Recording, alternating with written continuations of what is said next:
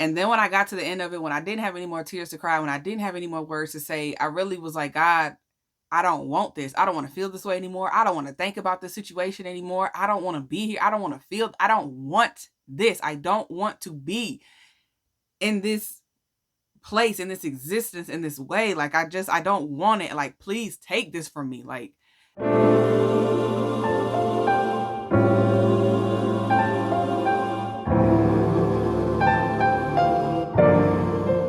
welcome to the Divine Download Podcast. I'm your host, Tony Lyric. Thank you for joining me and tuning in to yet another episode.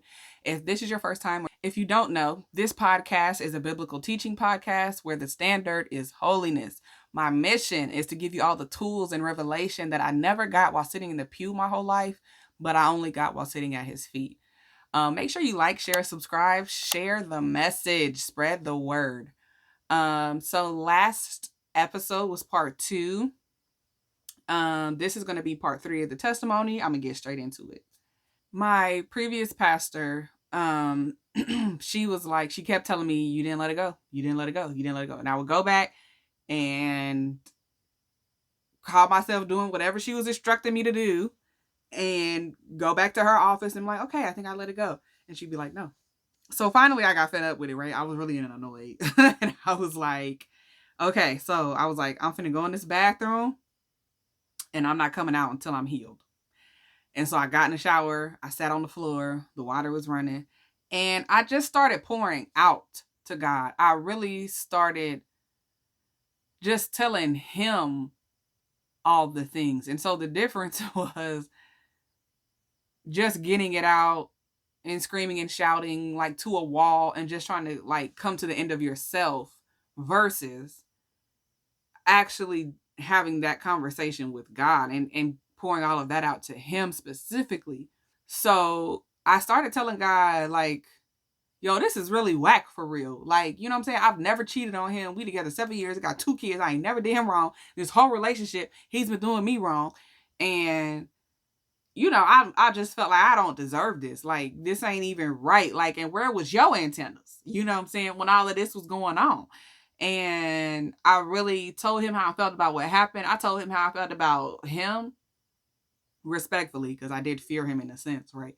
I told him how I felt about him and how I felt like really let down and abandoned by him.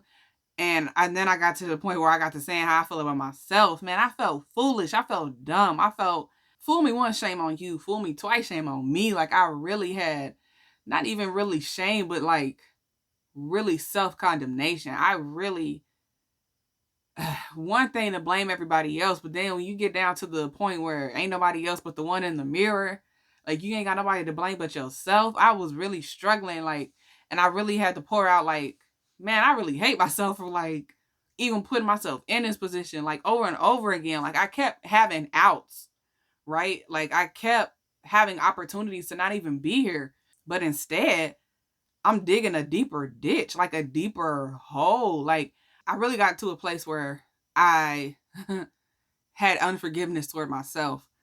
And that was probably one of the hardest parts of unforgiveness in this crash course that I was taking, was forgiving myself.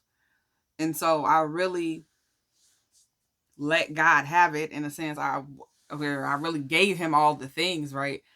And then when I got to the end of it, when I didn't have any more tears to cry, when I didn't have any more words to say, I really was like, God, I don't want this. I don't want to feel this way anymore. I don't want to think about this situation anymore. I don't want to be here. I don't want to feel, I don't want this. I don't want to be in this place, in this existence, in this way. Like, I don't want it. Like, please take this from me. Like, and I was really like in my imagination, like, you know, like, please take this from me. I could see like me giving it to him. Like, I don't want this. Take it, please. Like, you know, and some tears later, I got up, I showered. I actually showered.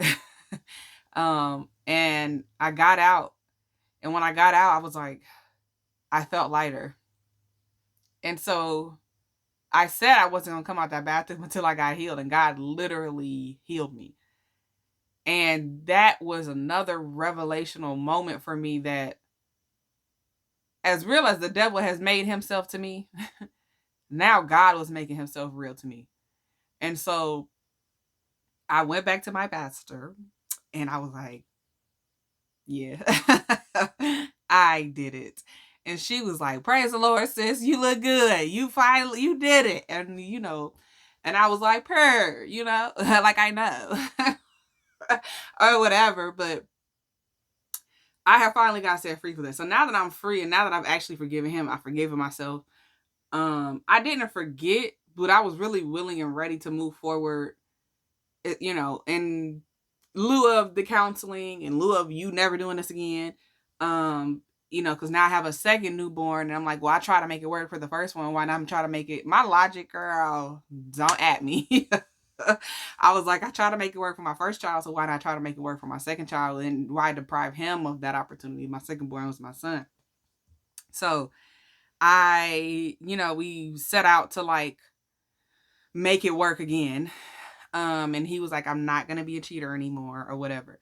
Now, he still had anger issues. So I still continue to go to church at this point. Now I'm being consistent. It got to the point where God was really, he was really prompting me and provoking me and poking me to like, you need to leave. And I needed to leave him. But it was logically, I was like, I don't know how you expect me to do that, because everything was in my name, but I heavily relied on both of our incomes to be able to pay the bills. And there was nothing left over. And so it's like, you want me to leave him? How? Like, you know what I'm saying? And I just knew he was speaking to me, and there were several like different confirmations. I'm like, yeah, God is speaking to me, telling me to leave this man. But like, that math don't math. I don't understand how you expect me to leave him. And it got to the point where I was like, okay, I feel like I can do it. I feel like I'm going to do. I decided in my mind I definitely need to break up with him. Now, I had stopped going to college when I got pregnant the first time, and I hadn't returned. And so I was working this job with my friend, but the fall was coming up, and I was like, I applied to get into U of L, and I got in, and I was about to start back in September. I was finally feeling like, go back to school. My whole life I had, since not my whole life, but since I was like 9 or 10 years old, when my mom got pregnant the first time, I had wanted to be an obstetrician. It was her initial pregnancy with my younger brother. So when my parents got divorced, she was pregnant with my younger brother. So my younger brother and I are 10 years apart. But when she got pregnant with him, that really like piqued my interest in pregnancy, and I started watching A Baby Story on TLC. I was reading her pregnancy books. Like, I really had in my mind that I was going to be an obstetrician. And so from that point forward, my whole life, I had wanted to be an obstetrician. And so my goal, my knowing was, I'm going to graduate high school, I'm going to go to college, I'm going to major in biology, I'm going to become a doctor, and da da da da. And so when I had to stop going to college, I really felt like I short circuited myself. Now that I had got back accepted into college, I was like, here we go. We finna hit the ground running, girl. I'm finna get my life together. And so, and plus I'm starting to like kind of like build this relationship with God for real. I'm still doing me. I'm still smoking and, kicking it or whatever. But I was like, now I'm about to go back to school. So when school started, I got a little refund check. I used that refund check to pay all of the bills up for a month or 2 months. It was paying it up in advance to where all he had to do was keep working and pay the bills. So immediately he lost his job. Then every single job he got after that, which he got fairly quickly, he would lose his job. All of a sudden, like, he ain't never had no problem keeping a job before. Now all of a sudden you can't keep a job, and everybody is firing you for the same reason. Everybody's saying that you have a bad attitude, you have an anger problem, which I know you have an anger problem because you be taking that on me. And he was like, man, now they doing me wrong. I ain't did nothing. I ain't even da da da da. And I'm like, that math ain't mathing. But regardless, like, these bills ain't getting paid. Now time's passing, right? And now the bills is coming due, and we ain't got no money, and I'm not working, and you ain't working, and there's no income. And so it got bad. Like, and everything was in my name, but now everything that was in my name was unpaid.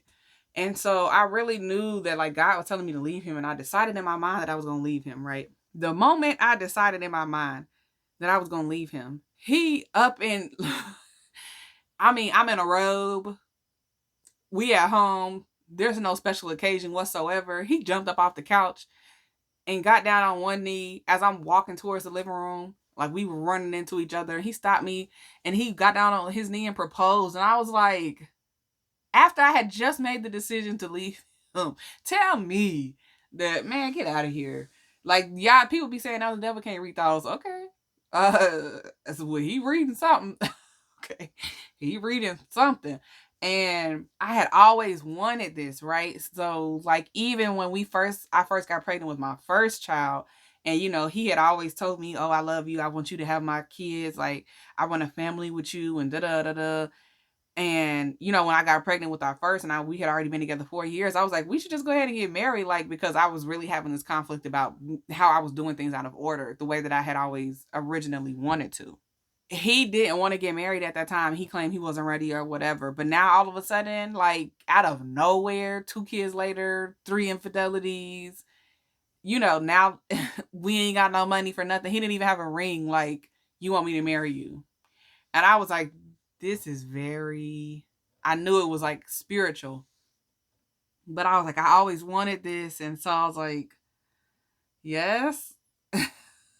So I agreed. So I agreed to marry him. And at first I was like, don't be telling nobody, like, because there wasn't, even though I had always wanted, I wasn't proud of it at that point. And so he was so pressed to like tell everybody and put it on social media, and he would post statuses like, oh, I'm trying to keep a secret, but it's hard. And eventually I was like, just, go ahead. And so it made it out, and they're like, oh, we're so happy for y'all finally, because we had been together a long time at that point. But it got to the point where like nothing was paid. He was angry all the time because we only had one car. I needed the car to get to class. He needed the car to like try to find a job. He got really dark at this point, and I started getting fearful because it got to the point where it wasn't just him. And I recognized that it wasn't just him. And he had never put his hands on me before. There had never been any form of domestic violence. But I just knew like that's where it was going. I knew like his level of anger was escalating to a place that it had never been. And I knew, and he would always like have those moments where he would be like, ooh, and I'm like, we walking on eggshells out here. Like, at any given moment, this man could be like, ooh, and reach out and crack me in my face. It just got to a point where I was like, I got to get out of here. Like, it got serious. Like, I needed to get out of there. So Halloween rolls around. We had got into it. It wasn't going well at all. I had both of the kids. I was taking them to a Hallelujah night or whatever at the church. I had bought him an Xbox for Christmas. And I had already sold like a lot of stuff trying to be able to get money. Like, we didn't even have money for diapers at this point. And my second born he was still under 1 years old. Like, he very clearly was still in diapers. And he was just unwilling to part with this Xbox. And I was like, but I bought it. So whether I was right or wrong, honey, I was like, we need the money, and you ain't willing to like, you can't hold a job. You ain't willing to sacrifice nothing. Like, So I took the Xbox, and I was trying to be sneaky about it because, like I said, I was already feeling like he's trying to he gonna put his hands on me. And I put it in the car, and then there was this battle about him wanting the car. Like, he didn't have nowhere to be, nothing to do. He was like, oh, well, I want to go try to find these jobs and try to work this little in between jobs, under the table type jobs. I was using the car at that moment. But the car had become a point of tension for us. And I took the Xbox. I tried to like bag it.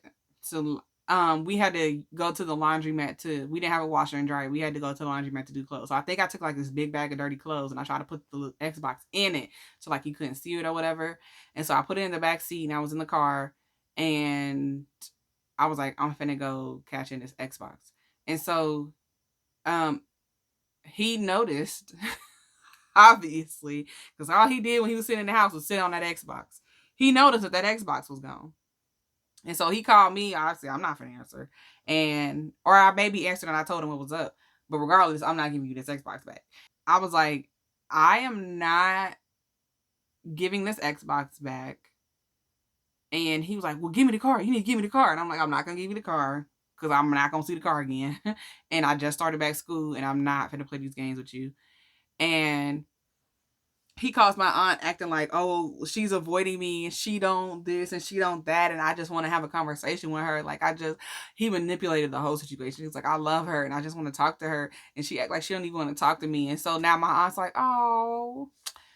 And so she calls me and tells me to meet her in my apartment parking lot, so that we could exchange the kids. We exchanged the kids. And she's just kind of like stalling, standing in my door. Wouldn't I'm like, I need to get going before he get back, like, because the Xbox is still in the back seat.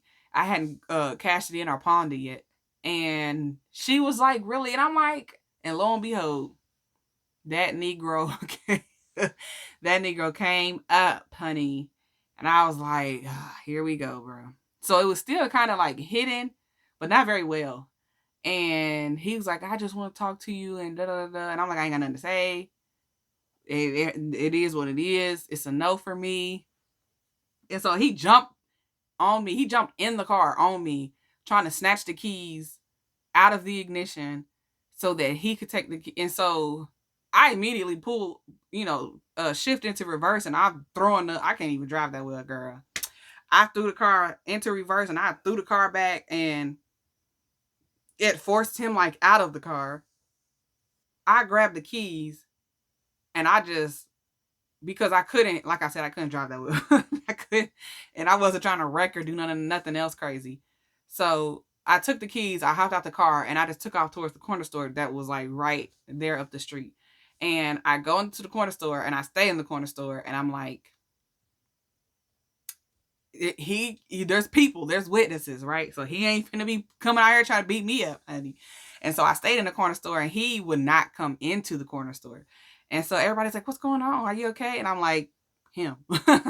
And eventually he called the police, and the police showed up. So as he's talking to the police, I shoot out the store. Cause like, you definitely ain't gonna put your hands on me in front of the police. I shoot out the store, I go get in the car, I take off. I go to cash the Xbox in because I need to get rid of this thing at this point. And things have escalated. I am not going back to this apartment officially because I don't trust him officially. My cousin, who I call, shout out to him, I was like, hey, can you come get him and, smoke him out, keep him busy, do something so that I can get my stuff out the house. And so I really just only got enough to hold me and my kids. And I went and got my kids back from my aunt, trading self, and I took them to the Hallelujah night.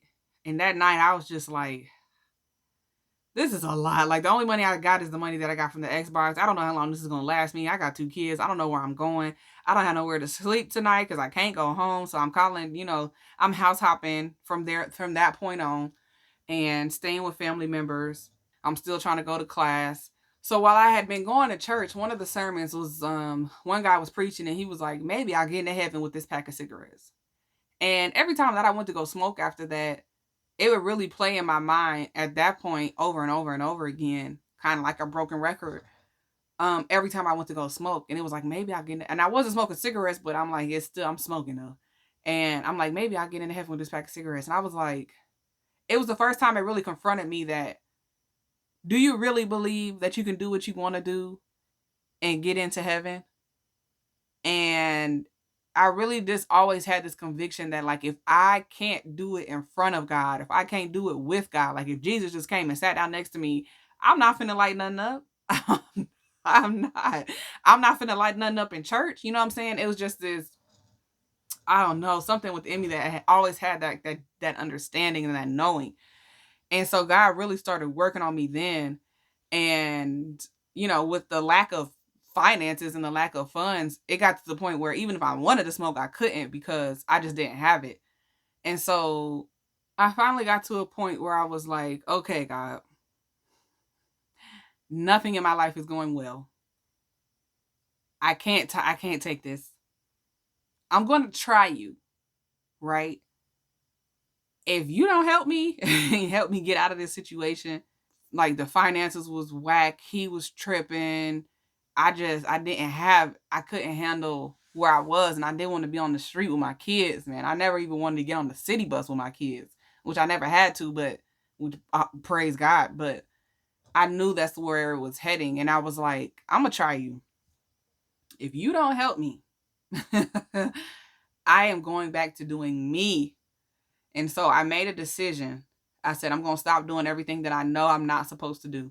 I'm not going to drink, and I'm not going to smoke, and I'm going to try to stop cussing. Because I was cussing like a sailor, honey. I make a sailor blush. You heard me. And so I made that decision on Halloween. And so then all this stuff started transpiring that day. So I was house hopping or whatever, and I was refusing to make contact with him. To physically be in his presence wasn't gonna happen.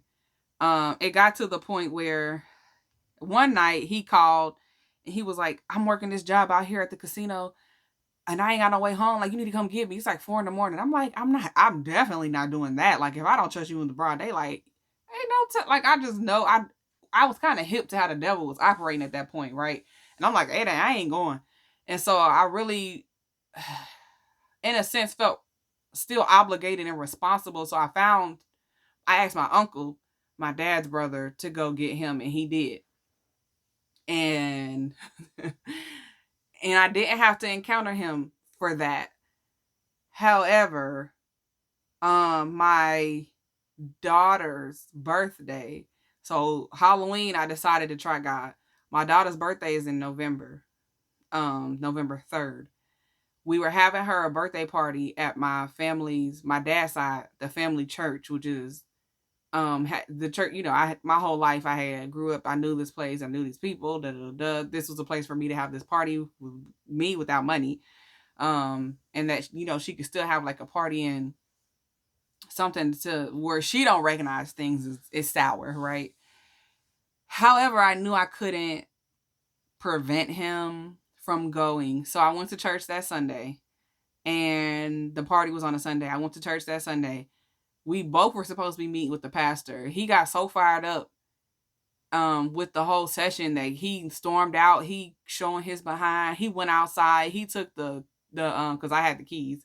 He went outside and he took the tag off the car, and one of the dudes had to go like talk him off a ledge and convince him to give the tag back so we could just go to the church and go to the party, because at this point we were running late because he's really out here showing his behind forever. And so I'm like, she can't even go to her own party because you like showing out. Like, just so he convinced him to give the tag. He gave the tag back, put it back on the car. We go out there to have the party. We're having the party, and the whole time he acting all hunky dory, like everything's smooth, which is what really had always bothered me. Is that he know how to put on for people, and people be like, "We love him. What's wrong with him? What you mean? It's the devil." And at the end of the party, he went outside. He took the tag off the car. My youngest child, who was still under 1, he's still on formula. He's still drinking out of a bottle. We ran out of formula. It came time for him to need another bottle. Walmart wasn't even 5 minutes up the road.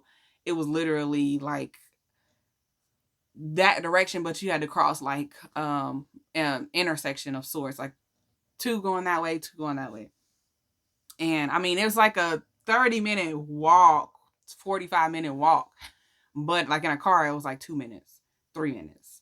And so he would not give the tag back. The baby's screaming because he's starving. And I'm just like, this is like life, bro. I have been dealing with this all day. I've been dealing with him recently a lot. Just like, it's just too much.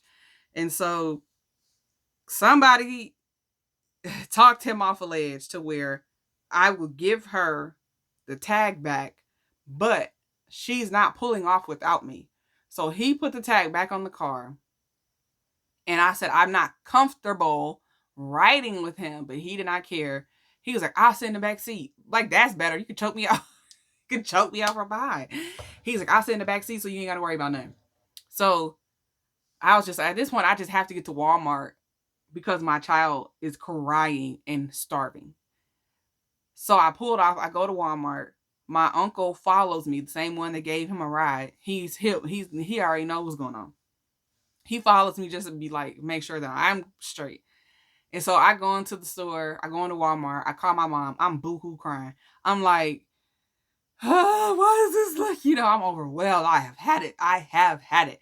And I'm like, why has God forsaken me? Like, I don't understand. And she had a whole attitude, girl, a whole attitude, per usual, and was like, oh, Tony, God has never left you. And although it was high key offensive, sick of her attitude too. I got enough attitudes going on, y'all. Those words though opened my mind, right? And it was just like this revelation where I was like, I stopped crying and everything, and I was like, God has never left me. It was just like this, I don't know, this recognition that like I went from victim to, oh, God is quite literally on your side, sis. So what's the move? What we finna do? And he was not finna give me the keys. He was not finna come up out this car. I was like, I'm gonna just let him have it. So I take all, because I had like baskets full of clothes, because I was not trying to go back to the house, be around him. I unload my car completely, put it in my uncle's car. I get the car seats out, everything. All my kids are sitting in my uncle's car.